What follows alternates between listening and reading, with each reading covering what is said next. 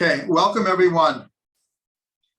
We are continuing in our series about the Sefirot in our larger series of fundamentals of Kabbalah and Chassidut. We're getting closer to wrapping up. That almost sounds oxymoronic because we barely scratched the surface of the Sefirot, but we do want to get to other subjects. Tonight, what I want to do is I want to concentrate on one of the ideas we started with, but we really haven't really explored it, is the idea of using the Sefirot as an organizational model for ideas. So I'm going to explain that.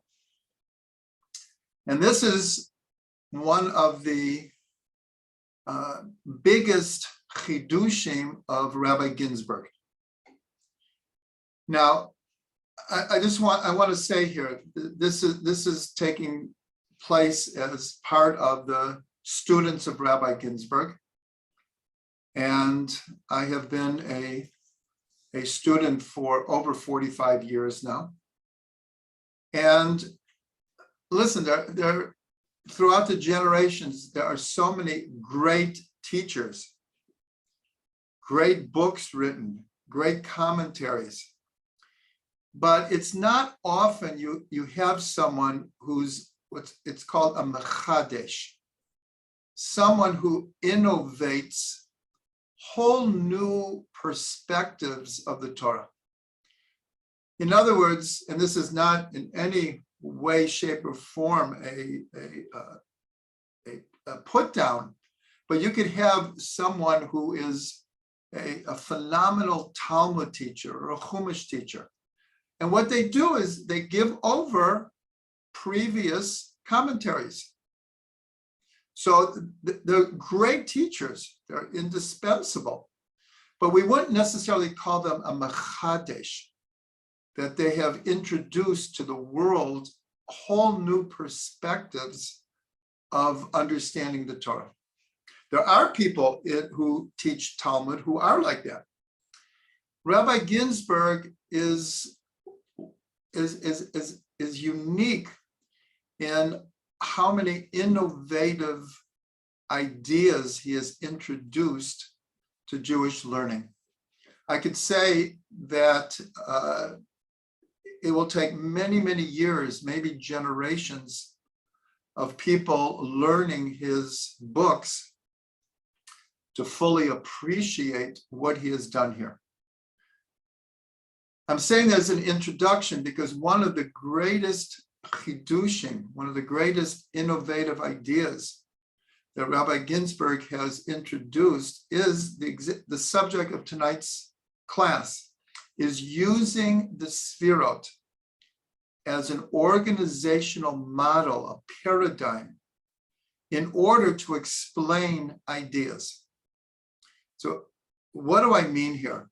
Is Rabbi Ginsburg has developed quite literally thousands of models based on the Sefirot. Well, he'll take a word, a verse, a person, a concept, an idea, and he will show the holistic, full picture of those things through using the Sefirot as the model. Now, many of you may have seen or participated. It's been a couple years now, but for I believe close to 3 years, Rabbi Ginsburg gave a Sunday night class in English in Jerusalem, and I was the one who introduced the program.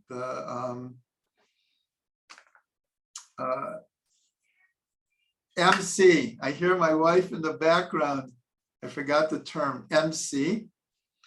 And he spoke on many subjects over 3 years, but the one he did the most consistently, and I'm hoping very much that a book will come out in English, is he took different people and he showed how the aspect of Keter was revealed. I'll just take Avraham. He showed the Keter of Avram. He showed the Chachma of Avram. He showed the Bina, the Dat, the Chesed, with the stories the stories that we know in the Torah or Midrashim. But when you get to the end, you have this entire full picture of this person. Because let's say take Avram. If you ask anyone, what was the personality trait, or what was the Sphero that most applied to Avram? Everyone would say Chesed. And that's absolutely true. Avram is most associated with Chesed. But what about all the other Sefirot? Avram had Gevura. He had Yesod, he had Malchut, he had Bina. So what we're going to do tonight, we're going to go through two models. One model, which I'm going to share on the screen in a minute, is among the most important ones from Rabbi Ginsburg, because this is what he calls the Torah University, and the Torah Academy. And as we'll see in a minute, he's going to combine Torah and all secular sciences and art into a framework that could be the curriculum of a Torah Academy. Now, I want to explain this more. Around 130 years ago, I'm just saying approximately, there was a movement called Torah the Avoda. Torah and literally work. What was this? It primarily came out of Germany, and Shimshon Raphael Hirsch, Rabbi Shimshon Raphael Hirsch, was very, very identified with this movement. And the attempt was to show, and Rabbi Hirsch was very successful, that one could be an Orthodox Jew, a halachic Jew, and still have a profession, still work in the secular world. It wasn't mutually exclusive. Until then, it was not totally impossible, but it was close to that. And it was a cultural thing. If you learn Torah, what do you have to do with anything of the professions, of the sciences, of the arts, or the opposite? If you're in the arts or sciences, isn't that oxymoronic to be a religious Jew? So this movement, Torah Avoda, was meant to break down this way of looking at the world. What came out of this were many things, but one of them was Yeshiva University and Touro College. And now there are many, many ones like this.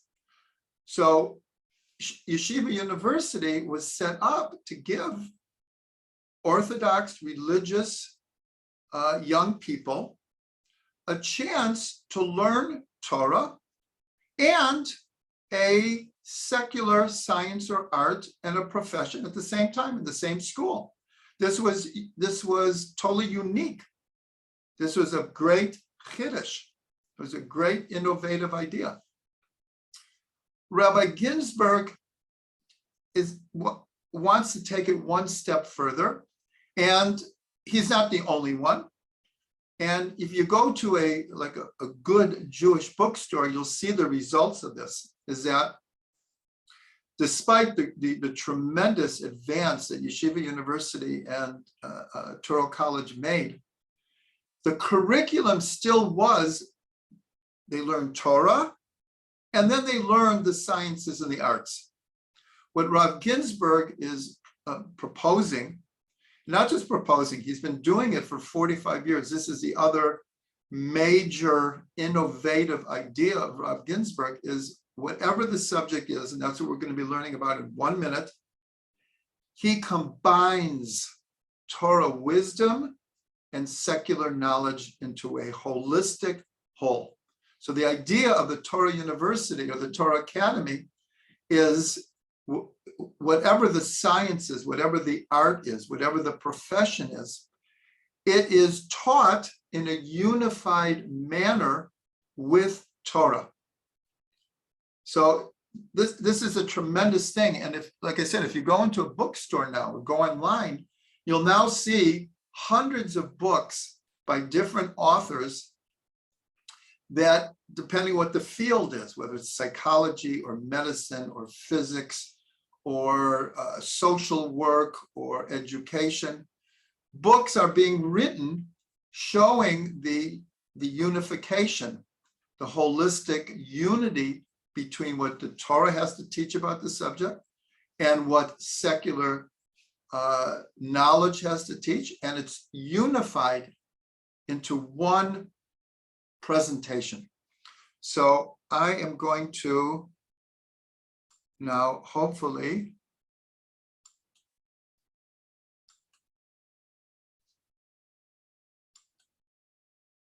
there we go. Now,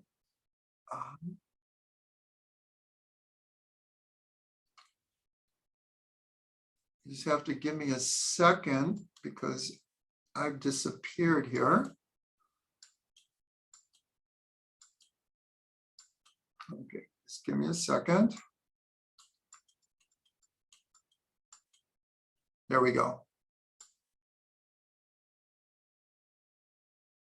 No, let's see.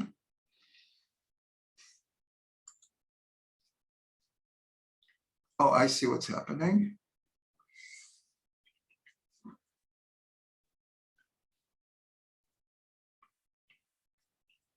Okay, I'm going to.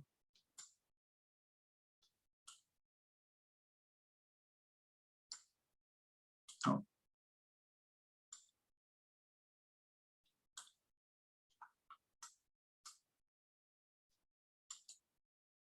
Sorry for the delay here.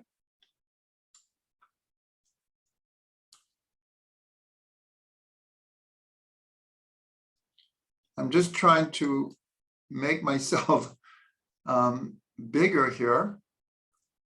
And I don't remember how to do it. Okay, this is what it is. Everyone can see me though? Yeah? Okay. The important thing is this chart over here. This is what we're going to be learning now, okay?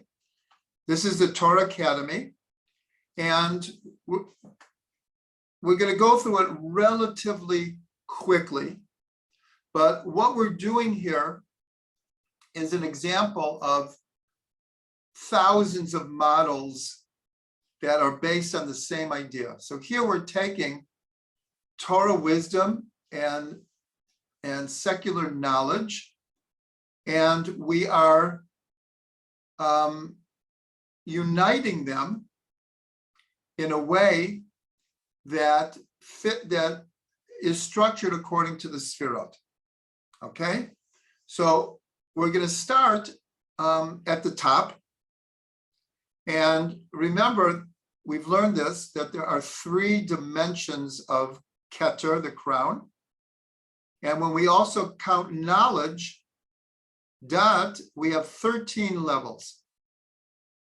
So again, we're going to go through this relatively quickly, but hopefully everyone will get the idea. So we're going to start with the highest level of the crown is called faith. So the first question that people will ask is, well, what is this doing in a university? Like, what can you learn about faith? Well, the answer is quite a bit. Faith is the highest level of soul. And to understand faith, one has to understand the soul. And to understand this level of the crown, the whole crown is what's called the supraconscious. The supraconscious is then drawn down into the intellect, into the emotions, and into the instinctive behavioristic aspects of a human being. So faith is the highest level, and to touch this level, it entails prayer, meditation, and as we'll see in a minute, in learning also. So at the in the Torah Academy, again, we're showing it according to the Sefirot, the subject that is associated with the highest level of Keter is faith. And learning about faith and learning how to encourage one's own faith and what happens when there is a crisis of faith, and how Torah and Judaism is based on faith. Okay, the middle level of Keter is called Ta'anug.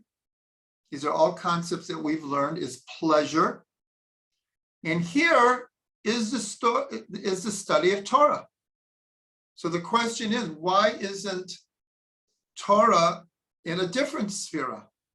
So there is a verse that says, Lule Toratcha Sha'ashu'ai Azavadati Be'onyi. If your Torah was not my highest level of pleasure, I would be lost. This is a pasuk. Rabbi Shlomo Carlebach made up a very well-known tune. I think everyone knows the tune. Doesn't necessarily know that it went to these words. Is Lulei Toratcha Sha'ashu'ai Azavadati Be'ani. So why is Torah with pleasure? Because those people who learn Torah, what's called lishma, for its own sake, know that there is no pleasure in the physical world that can even approximate the pleasure of learning Torah the way it could and should be learned. Again, this is something that we could go into great detail about, but here the point is that Torah is coming from a place above intellect. That's why we're not putting it by wisdom, because the source of the Torah is coming from Keter. What's called the Primordial Torah is coming from a place above intellectual consciousness. And that is connected to the greatest pleasure of the soul. The Baal Shem Tov, we have one letter from the Baal Shem Tov that he wrote to his brother-in-law, without going into the whole thing. And he describes that when you take the letters of the Torah and you put them together and you understand how they're manifest in worlds, souls, and divinity. These are also three things that we've learned about: Olamot, Neshamot, and Elokut. If we learn Torah and see how it's manifest in the world, in the soul, and in divinity, the Baal Shem Tov says, if there is a greater joy that comes from this, multiplied by almost infinity, then even a chatan and kala on wedding night, a groom and a bride on wedding, the joy of the wedding, he said, doesn't even touch the type of pleasure and joy we get from learning Torah. Okay, the next one is a surprising one, but it's such an insight, is the last supraconscious level of the soul is called will, ratzon. And here Rav Ginsburg has put art. Now that also might be surprising. But anyone who has any kind of artistic sense or creativity knows that it's coming from a higher place than intellect or emotions or even instinct. It's coming from the Keter. And I'm going to relay from the time I was a young teenager, I grew up with, not physically, but with Bob Dylan. It was just like his music and his words and his message just touched me so deeply. And I followed his career with its ups and its downs through all the years. But about, I think it's around 10 years ago, he's already in his, at that time, he was in his late 60s. And he did an interview on a big TV station with a famous interviewer. I can't remember the person's name. And he asked him, he asked, like, where do your songs come from? Like, can you explain what's your inspiration? So Bob Dylan took one of the stanzas of Hey, Mr. Tambourine Man. If anyone knows this song, you can understand why he won the Nobel Prize for Literature. The poetry is like beyond. So Bob Dylan starts saying this stanza, and he looks at the interviewer and he says, who can make up such a thing like this? He said, I have no idea where it came from. He said, it was beyond me. He said, who could come up with something like this? And he was so serious. And then the guy asked him, can you still do this? And he said, no, even though apparently his new album has gotten rave reviews. He's in his late 70s, early 80s at this point. But I'm just telling this over because when Rav Ginsburg puts art in Keter, it's because that is the source of art. And I want to expand on this just a little bit, is art applies to everyone. If someone learns a profession and masters being in any profession, that's art. A mathematician that comes up with a brilliant formula, that's art. A sports person who masters their race or their whatever it is, it's Olympics now, that's a type of art. Someone who cooks and makes beautiful food, that's art. Someone who sews, everything, gardening, everything is art. But it's really coming from the expression is, do you have a green thumb? Some people have a green thumb, but it's coming from a higher place. And so the interesting thing is, if you look in Hebrew at the word for faith and art, it's the same root. It's amen, emunah, and umanut. And even the middle one in a different chart, Rav Ginsburg has it, there's the expression, Moshe emet v'torato emet. Moshe is true, and his Torah is true. So emet is the same root as umanut. So all three of the ones in Keter have the same root, emunah, emet, and umanut. Okay, now we're going to go a little bit faster. When you go to wisdom, chachma, this represents mathematics. Now, why is mathematics in wisdom?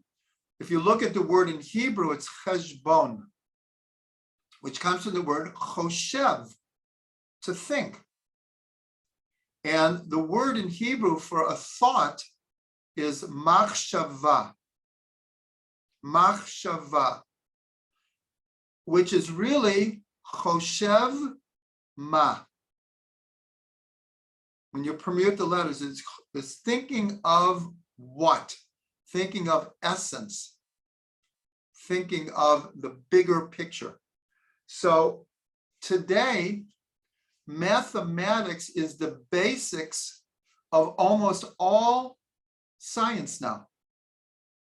Doesn't matter if it's chemistry, biology, physics, in medicine, education, economics, everything is numbers. In fact, the whole computer system is a binary system of 0, 1, 0, 1. Everything is broken down into its most common denominator of mathematics. That's why mathematics is in wisdom. Like we say, kulam b'chachma asita. You made everything with wisdom. But that's the same thing. That's why Rav Ginsburg puts mathematics by wisdom, because everything is graphs and charts and numerical equivalences, everything. So that's why mathematics is in wisdom. All the natural sciences is in understanding Bina. Again, what is Bina? Lahavin devar betoch devar.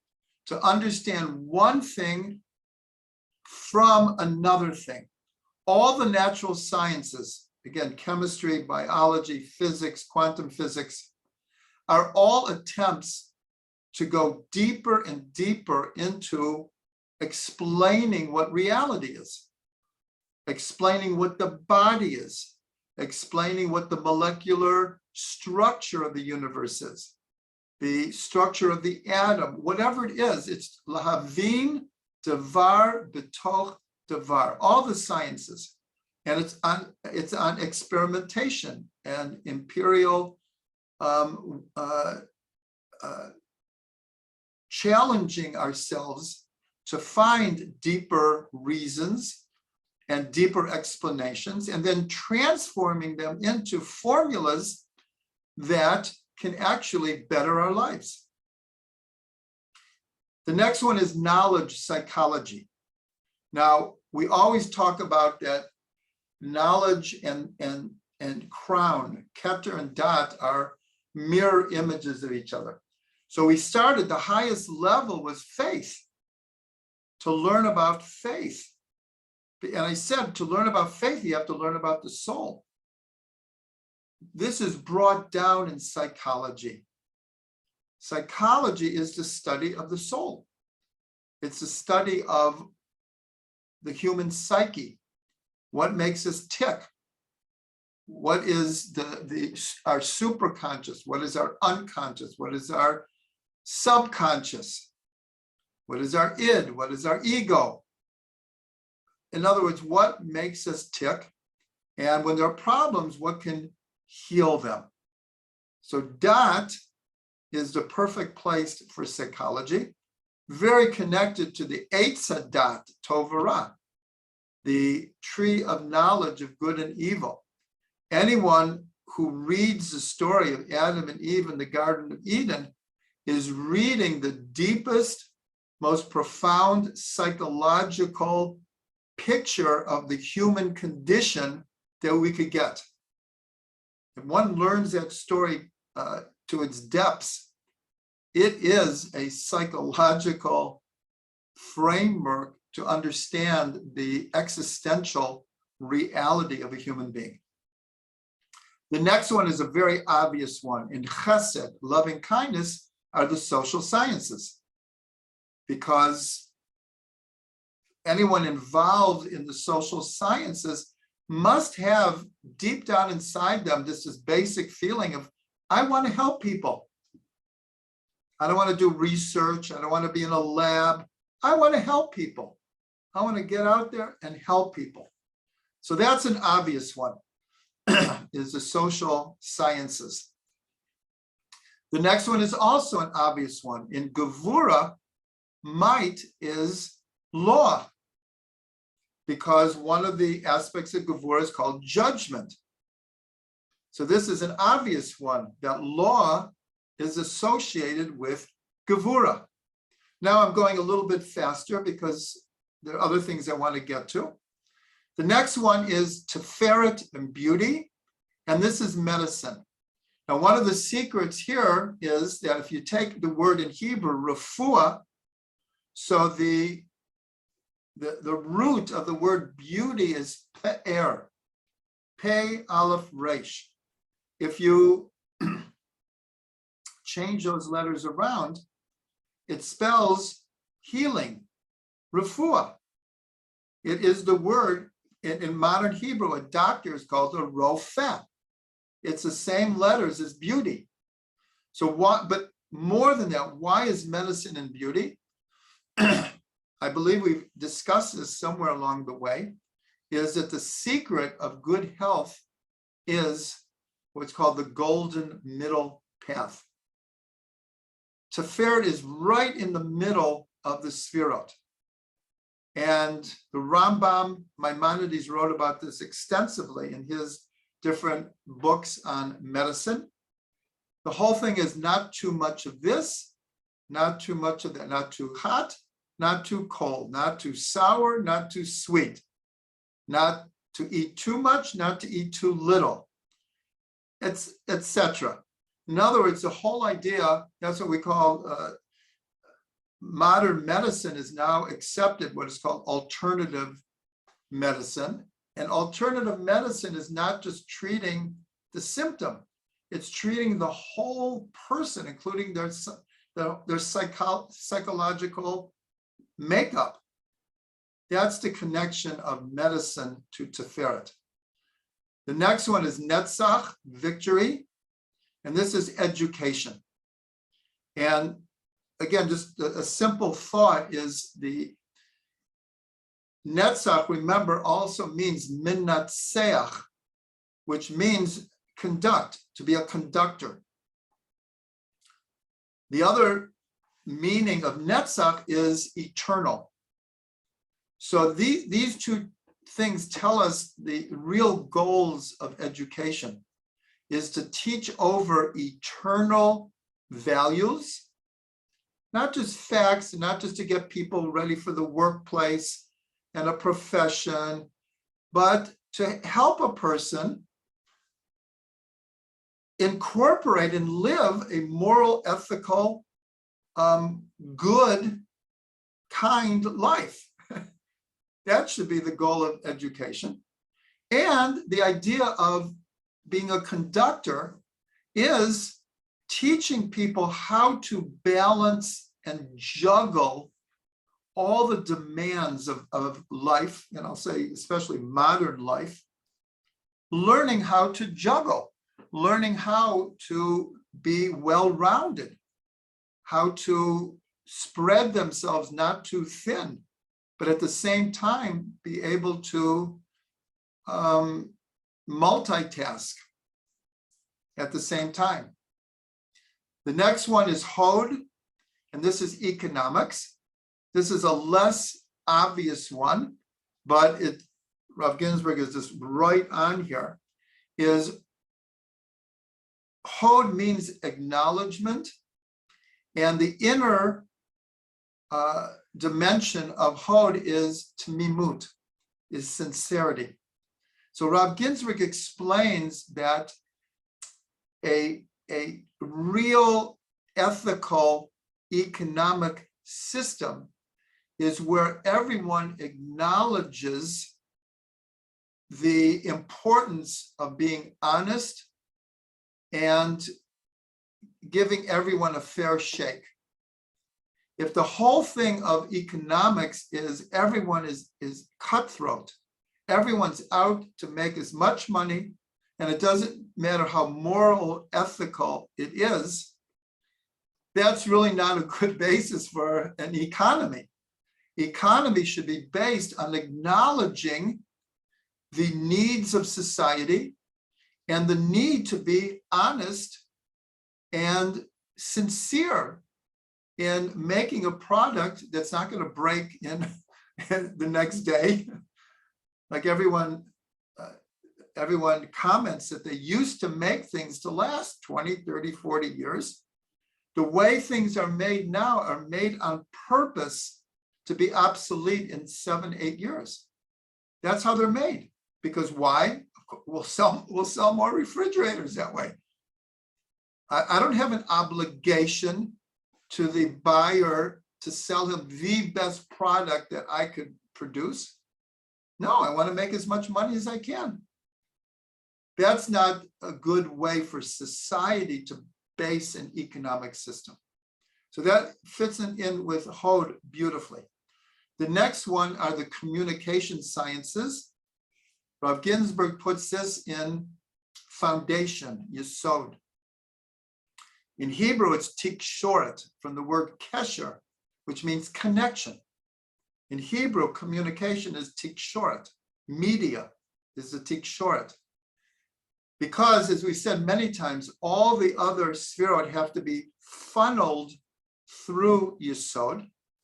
And it's not a coincidence. It's not by chance that the entire world now is connected through communication and media. Our entire world now is connected economically, politically, socially, you name it. And our hope is, as we get closer to the Messianic era, also spiritually connected. So the fact that communication sciences fits in Yesod, that is the foundation of our world right now. That is the foundation. It's all, look at what we're doing right now. I'm looking at all these little squares of people who are all over the globe, and we're able to learn Torah. Unbelievable, isn't it? Unbelievable. And the last one is Malchut, which is political science. In Hebrew, it's called Medina, Medinat Yisrael, the state of Israel. And this is an obvious one, because here, first of all, on a spiritual level, when we came into Eretz Yisrael, the idea was to set up what we call a kingdom of God on earth, but a real one, a practical one, a working society that can incorporate the Torah and all the secular knowledge and all Torah wisdom into a society that knows how to operate. That's what political science is. Unfortunately, politics has gotten such a bad name everywhere because there's so many scandals and so many ego-driven people and dictators and autocrats, and it's spoiled the whole thing. But to build a state or a country that works, that is really a noble enterprise, something that works for everyone. That's what political science should lead us to. So we've gone through this model, okay?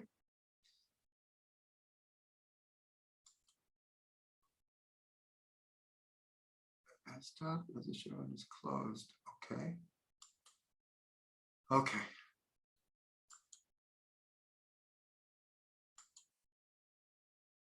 Okay.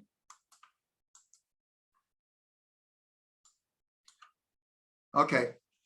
I think I made myself a little bit bigger, but I'm still somewhat, you know, see.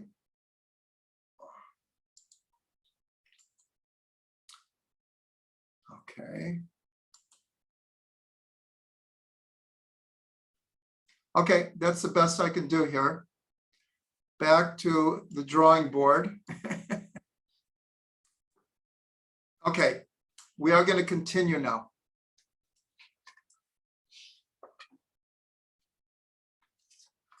Okay, to do this properly, I would need a lot more time, but I really don't want to do just one chart. I want to do a second model here. And what we're going to do now is we're going to go through relatively quickly. We're going to look at the Torah by going through the Sefirot.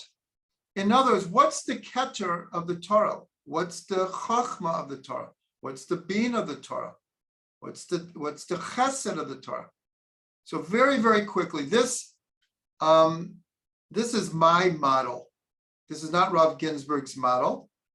I can say, though, that most of what I'm saying is I've learned from Rav Ginsburg, but I didn't learn this model as hopefully a good student of my teacher. So I also create many, many models based on the Sefirot. And this is one of them, but it's very, very revealing. So again, we're going to do this relatively quickly. So the keter of the Torah. So the 10 Commandments has 620 letters. 620 equals keter. And that's what we mentioned before, that the source of the Torah is at the highest level of keter. It's supraconscious. It's above intellect. It has logic, but it's supra-logical. So that's one of the connections to keter. When we received the Torah at Sinai, this is about the Torah and the receiving of the Torah and the giving of the Torah. We said, Na'aseh v'nishma, we will do and we will hear. And we're told that this is the highest statement of faith. We were saying, God, we will do the Torah even before you even give it to us. We just trust that what you're giving to us is what's best for us. We're going to do it, and then hopefully we'll hear, we'll come to understand. So that's always held down as the highest level of faith. What's the highest level of keter? Faith. What's the last level of keter? Is ratzon, will. So we always say, cannot be said enough, that the Torah is an expression of God's will. That is what the Torah is. The Torah is the way that God expresses to us, teaches us, gives over to us what his ratzon is, what his will is. Now, obviously, each of these ideas we could go into much deeper, but these are two very, very important ideas of the connection of keter and Torah. The next one is chachma, wisdom. So it says in the Zohar, Torah michachma nafkat. Torah comes out from wisdom. Now, wait a minute. We just said that Torah is coming from keter. So when you go deep into Kabbalah, we see that there's like a bridge, as it were, between will and wisdom, between ratzon and chachma.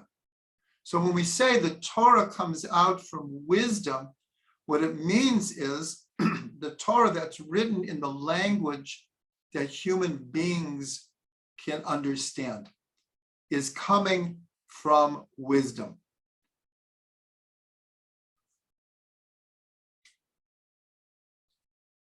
And that's why a scholar is called a Talmid Chacham, a pupil of wisdom.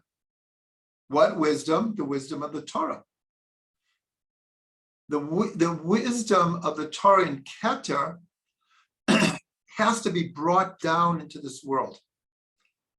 This is, without going into it, there's a famous midrash that Moshe Rabbeinu comes up to Har Sinai and God is teaching him the Torah.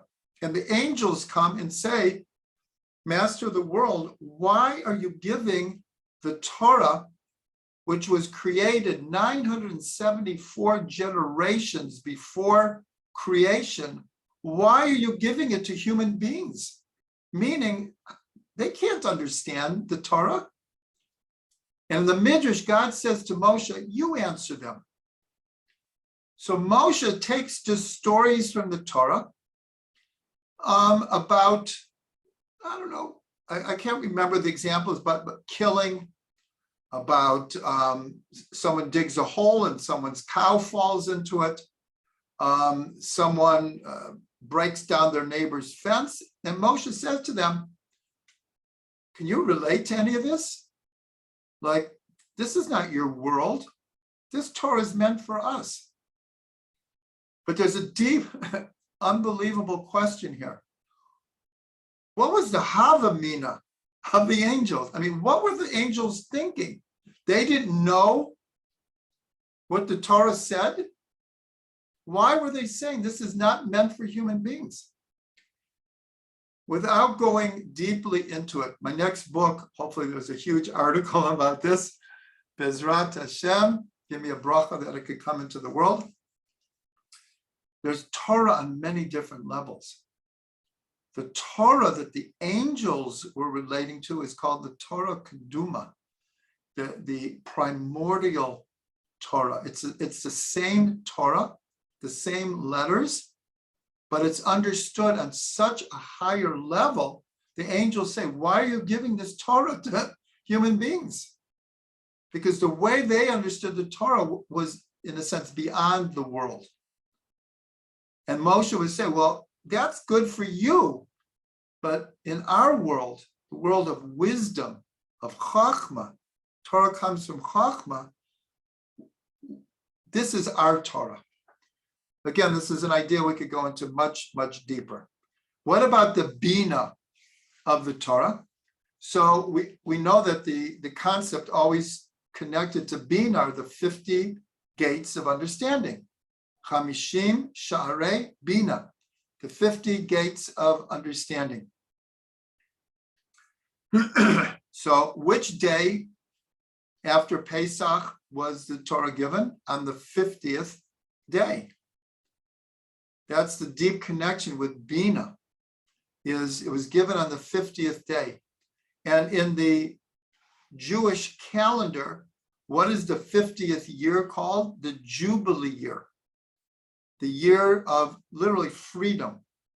The Yovel really means a year of freedom.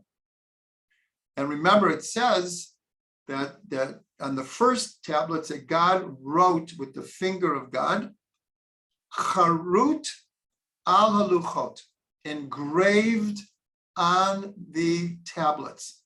And the sages say, I believe we learned this in the Sunday class. For those who were there, don't read it Charut, Ella Cherut. Don't read it engraved on the tablets. Read it freedom on the tablets. Freedom, Yovel, the 50th year, is always associated with Bina. And the Torah is given on the 50th day. What about Dat? So this goes with the whole learning that in the Garden of Eden, the reason God said, don't eat from the Eitz Hadat, Dat and knowledge, is because we needed to eat from the tree of life first, and then we could have eaten from the Eitz Hadat Tov V'Ra.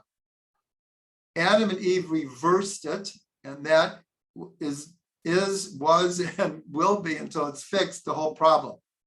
In other words, the Eitz HaChaim is the Torah. The tree of life is the Torah. If a person absorbs, integrates Torah, and then experience. Now remember, the name Chava in Hebrew means experience. Chavaya in modern Hebrew means experience, Chavaya. So what they did, they reversed the order. First, they put experience, and then they wanted to eat from the tree of life. But it had to be in the other order. So we're talking about dot. So what's the dot of Torah? Torah is the way that we can fix having eaten from the tree of knowledge before eating from the Torah. The Torah, for each person individually, gives us the tools and the way to look at the world, to act in the world with Torah first, and then experience following that. There's much more that we could say about this. Chesed, so one of the ways that Torah is referred to is Torah Chesed. This is in Eshet Chayil, when it's talking about a woman of valor. She's connected to Torah Chesed on her lips. And in the Gemara, it says the entire Torah begins with Chesed and ends with Chesed. And I believe that the examples that are brought is that God put Adam and Eve together. In other words, he arranged the marriage. That was the Chesed that God did. And the Torah ends with God, as it were, burying Moshe, which is a big mitzvah to be involved in a proper Jewish funeral and the way that we do a burial. So the Gemara says the Torah is chesed from its beginning to its end. And I'll just mention that we're going back 20 years that Rav Ginsburg and his students set up a women's seminary. And it ran for 2 or 3 years. I had the great privilege of teaching in it.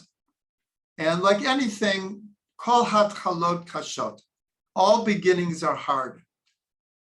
It's not easy to start a whole new seminary.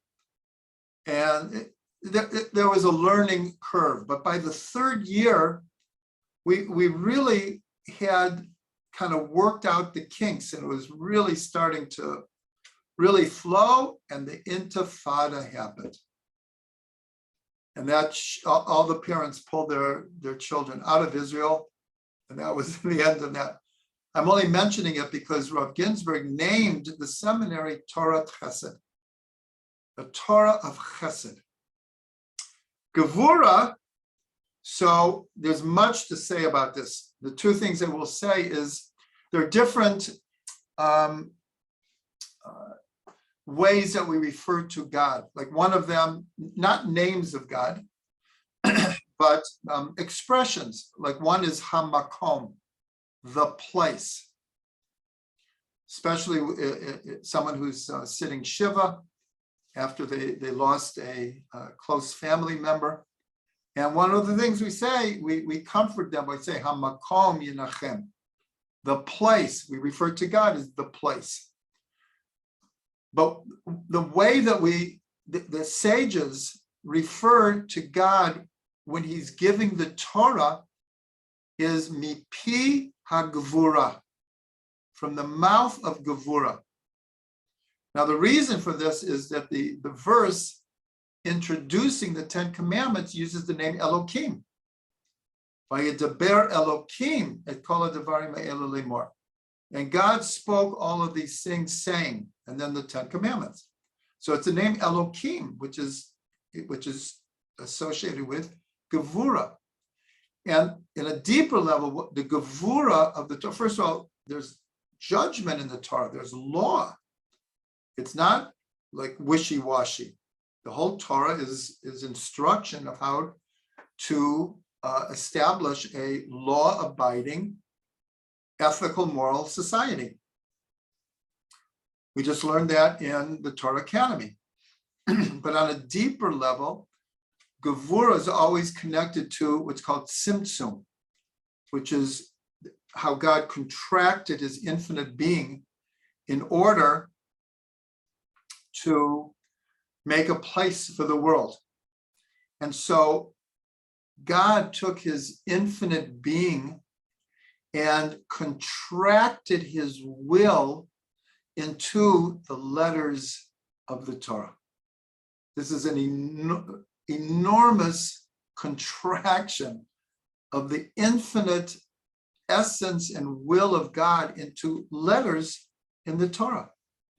So this is the idea of Torah associated with Gevurah.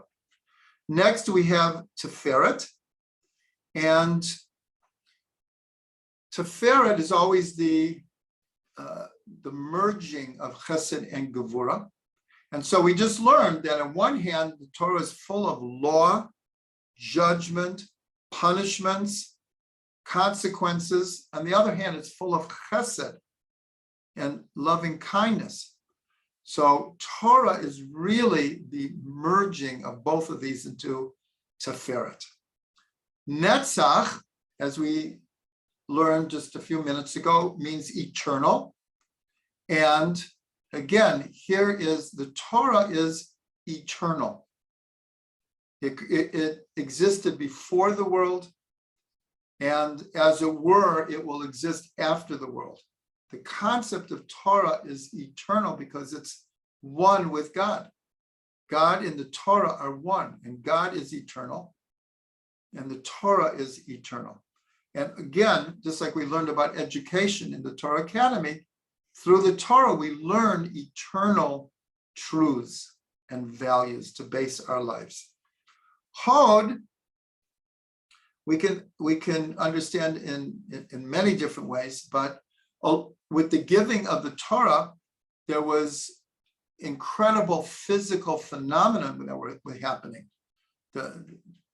Things were shaking, lightning, thunder, all of the heavens merged together, all of the senses, synesthesia. And this was a revelation. It was the greatest revelation of the glory of God. One of the meanings of Hod is glory, splendor. This was the most revealed expression of God's glory ever. Individuals have experiences, have prophecy or prophetic experience. But this was an entire people were witnessing the glory of God. And also when Moshe came down with the tablets, finally, if you remember, it says his face was beaming. And the beams of light were so visible. The Torah even calls them like horns. Instead of beams, they were like horns. And that's where Michelangelo gets the horns, is he didn't understand the deeper meaning. But these beams of light were called Karnei Hod. They were beams of glory that were shining from Moshe because of his receiving the Torah and being so close to God. Yesod, so Yesod, foundation, one of its associations is always with sexual energy. And before the Torah was given, so God commanded that they should prepare themselves for 3 days. And part of the preparation was that husbands and wives did not have marital relations. In other words, they were preparing themselves to enter into the covenant. The Yesod is always connected to the male organ. And of course, the circumcision, the covenant is in the male organ. And part of receiving the Torah is what's called tikkun abrit, of rectifying the covenant.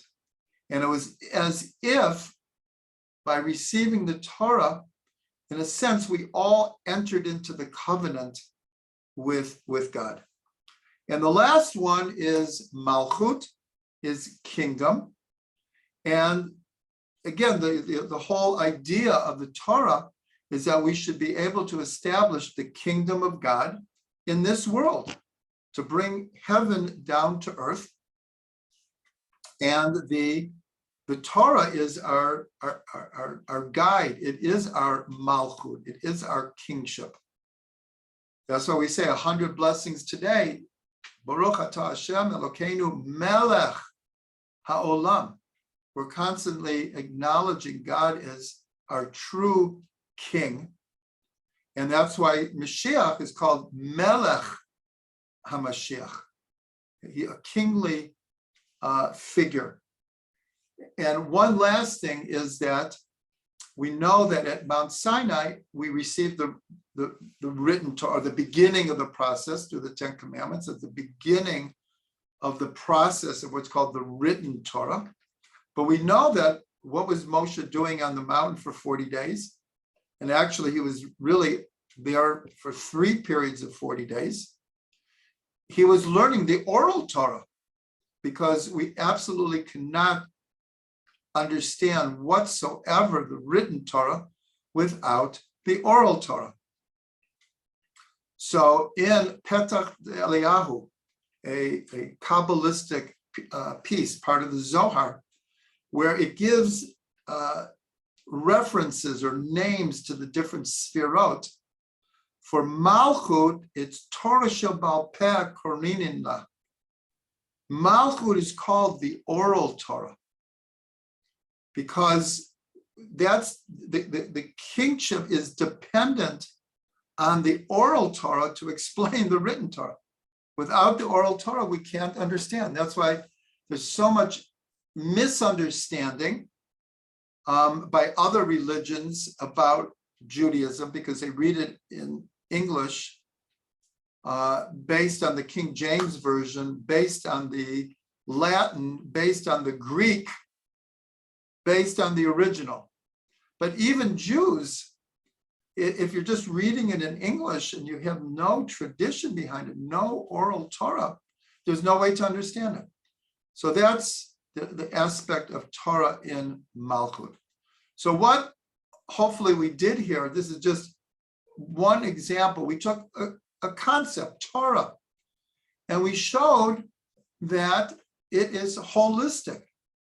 That every single one of the Sefirot represents, symbolizes, channels, aspects of the Torah. And this is true of everything. So we went through 2 models tonight, and they were somewhat different, but actually quite similar.